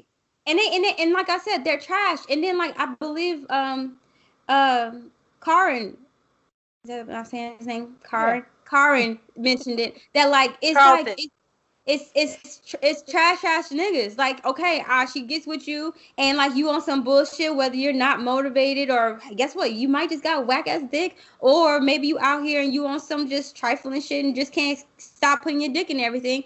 What is she just supposed to just settle with you, nigga? Like, no, exactly. Like you, the girl, the woman should whole massage. Yes, that's the whole misogynistic idea behind it. Is like, you want to suppress this woman from being happy into actually getting something that she enjoys. Like being with a partner that she's actually happy with, that she's attracted to, that she's having great sex with, that she has a great friendship with. It's like they just completely overlook that and just immediately think like, well, she's fucking all these niggas. So, and this this whole concept of like being my everything, right? Ooh. Like the way I look at it is like when you brought up the whole like you might not be her best. Think about it like if we talking about singers. So Beyonce, right? The reason why she's like one of the greats, she's not the best singer. We can definitely find a singer that's better than Beyonce. She's not the best dancer. We can definitely find a performer that outdances the shit out of Beyonce, right? She doesn't have the best songs or like the best writing of songs. We can definitely find someone else who have better writing. But when you start adding all of that shit up together, like because she has it as a collective, like she does every single one of them at a certain level, it takes her to a level of greatness. You know what I mean? Like, yeah, you have someone like, trying to think, like you have like a Deborah Cox that can out-sing Beyonce, but Deborah Cox is no Beyonce. Deborah Cox cannot sell out arenas and not sell albums the way Beyonce does, you know? And so that's how I look at it. It's like, no, you might not be the demon dick that she had, or like, oh my God, like I'm just so hypnotized by your dick. But because you're able to perform at such a high level across the board, puts you at a certain pedestal. Hey. Yes, Queen. I just want to tell Lori, keep doing what you want to do, baby girl. I love to see it. I love it. I love seeing how bothered. I love seeing how unbothered. No, how bothered how her pussy management is set up. It's just flustering women and men. Like, well, first off, she's a socialite, and everything, all of her moves are in public eye. Shit, if I was Lori Harvey, shit, they would have been drugged my motherfucking ass. But okay, I was literally gonna say that. Like, I feel like had I been public with every guy that I was dealing with, I'd be like, the fuck is Bethany on right now? Right. I don't care. Be mad. Right. Like, this is my life. Like, and a lot of it's just a lot of God, I don't want to like diss any women, but it's just a lot of women who are just not on anywhere close to her level, and like the socialite that Lori is. Like, you live two completely different worlds, boo. So for you to be so concerned about what she's doing with her shit, like it almost seems obsessive. Like, why are you so obsessed with what this girl is doing? Like, bruh, just work. Like, we got women 37, 40 something talking shit about this 24-year-old woman. And guess what? And they are in unhappy ass fucking relationships. You know, sexual and everything. Like, and I think, and you know, I said this to you guys earlier, and it's like, at the end of the day, I am an advocate for sexual exploration, and it's not just sexual, because to me, sexual doesn't just mean penetration. There's different levels when we're talking about sex. I also like to include intimacy into that. So it's like I'm just a huge advocate for women and men, and it's the practice of giving yourself permission to actually explore however far or, you know, wide or whatever that you are willing to go, but allowing yourself that permission to explore and see what you actually like. And then and you might go and, you know, taste some things and try some things, bend over, make a clap, bounce head, bake head, bounce head. Yeah, you might try some shit. But and then after you try that shit, you come together and be like, okay, I know what I'm definitely not gonna put up with. I know what is a must. Like we just sat here and talked earlier today when we're like, I didn't realize how much intimacy was important to me, and this is outside of sex. I'm talking about just like the little things, like affection and like the little things. I didn't really realize how much that was important to me until I experienced it, right? Yeah. But you wouldn't know that unless you gave yourself permission to explore that. So it's like when you got these people over here with their prude ass fucking views and these restrictions and limitations, they don't realize that it's not Lori Harvey that they're impacting or affecting in any kind of way. It's your fucking self. It's the reason why you continuously stay in unhappy ass relationships, why you feel appreciated, why you don't feel loved, why you do not feel valued in any kind of way. And because you don't give yourself that type of grace and that type of permission to explore your, however you can go. Shit, your lover actually might be of the same sex, but because you have so many restrictions on yourself, you won't even think of that as a possibility. Right. Right. All right, Meek. So that was the last song on the track. Do you have a quote?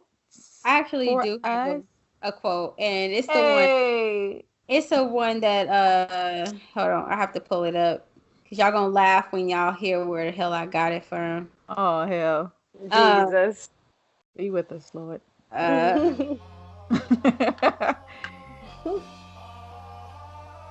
Oh, real quick, while you pulling it up, Cassie is expecting baby number 2 with her boo, and I am so happy to see it. It's like the moment she left Diddy, her shit just leveled up. And this is just, from the outside looking in. We don't know what their relationship is like, but I just like to see love and family and happiness.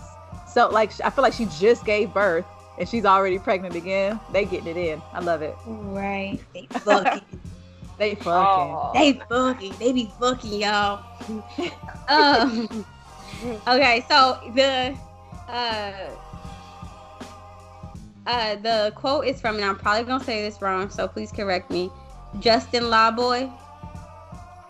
Justin LaBoy. Okay. Justin LaBoy. Said a nigga won't wife a hoe, but will risk losing his mane over one. And it's true. That just, to me, it just sums it all up right there. Like, niggas be willing to risk it all, but she's unworthy to be wife, but you're willing to risk it all, right? That's cool. Real. All right, y'all. That was our dissertation of Jazmine Sullivan's Heaux Tales. We didn't have a Crazy Sexy Cool Red Light Special question this week because a lot of y'all were asking us to talk about this album. So here, we did it. All right. But if you guys do have a question for us, email us at crazysexycoolpod@gmail.com or shoot us a DM at crazysexycoolpod on Twitter and Instagram, and we just may answer your question on the show. But until next week, wait, Meek, what's good? You got something to say? Okay, and so also I want to say, fellas, I really want to hear y'all feedback on this particular episode. Oh, yeah.